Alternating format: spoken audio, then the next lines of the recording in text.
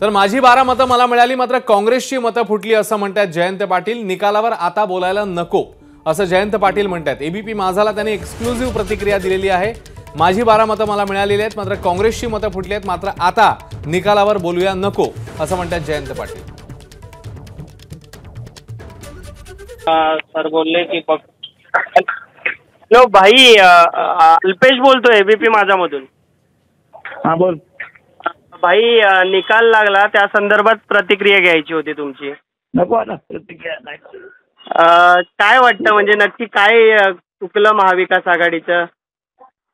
काही चुकलं जेवढी होती काँग्रेसची चर्चा नको आता। अच्छा, मग तुम्ही नमस्कार। मनसुद्धा तुझं ही वेगळ्याच प्रकारची मालिका तुम्हा सगळ्यांना खूप आवडली होती। याचा दुसरा सीझन कधी येणार अशी विचारणा झाली। प्रतीक्षा संपली आहे मित्रांनो। येतोय मनसुद्धा तुझंचा दुसरा सीझन।